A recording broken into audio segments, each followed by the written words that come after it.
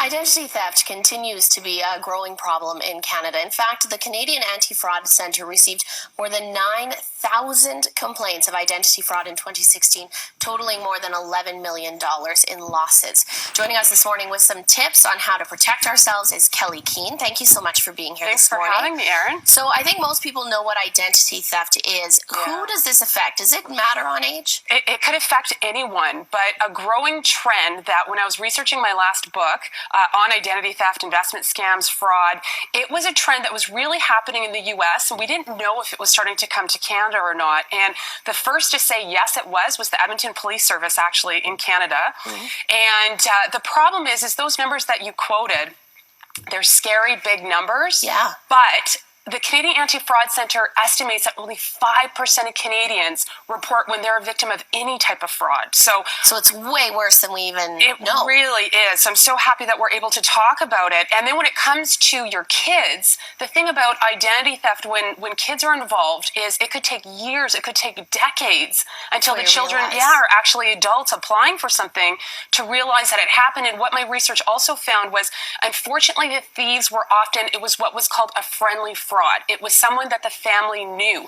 An ex-nanny, an ex-assistant, an ex-spouse, so still a thief, but just someone that you wouldn't think of that's in your home and all that type of stuff. And wouldn't make you check, because often if your purse is stolen, then you know to check, oh my gosh, did they get this? I need to cancel that. But if it's within your own home or someone you know, you don't do those things. So what are some tips that people should do to try and protect themselves? Well, ideally, you sit down every single year. If you have a professional like a certified financial planner, they're probably walking you through it. But if not, here's what you do is, lock up things like your passport and your kid's passport. If you're not using it often, maybe you need a little safe in the house, things of that sort. If you've applied for an RESP for your child, they will have a social insurance number.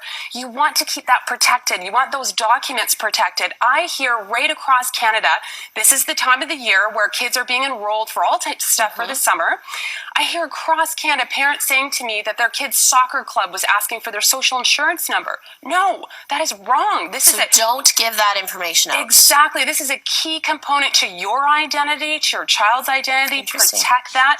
Now, I travel a lot, so I take pictures of my passport and my driver's license and things of that sort. It's on my phone because it's a backup in case my passport gets stolen or lost or what have you. However, that phone now becomes something that has all your information. Exactly, that I have to protect. And I actually send it to my Gmail, so it's also on the cloud, but I want to make sure that I'm changing my Gmail password often. I know how to wipe my phone if it gets lost or stolen or something of that sort. So it's just taking a little pause before that busy summer time when you're traveling, when people are asking for your information, you're enrolling kids in a lot of stuff and yourself, just to say, here's another tip.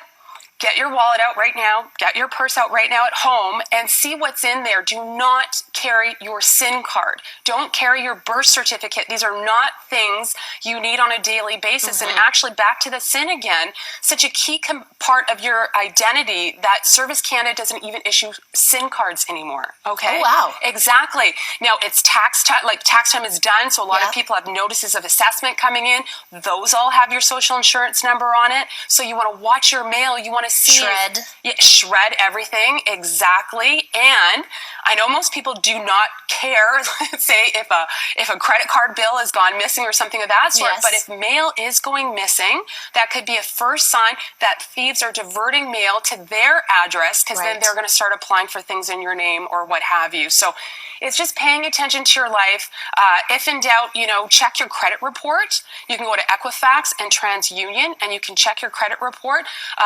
Lastly, you can also put a credit alert, a proactive credit alert on your file. It costs $5 per credit reporting agency, and it lasts 6 years. And what that would require is the creditor, so if someone's applying for a cell phone or a loan or a mortgage in your name, they have to give you a call before that's actually granted. So that's not a bad idea at all. Yeah, layer of protection. Okay, thank you so much, Kelly. For more information, you can go online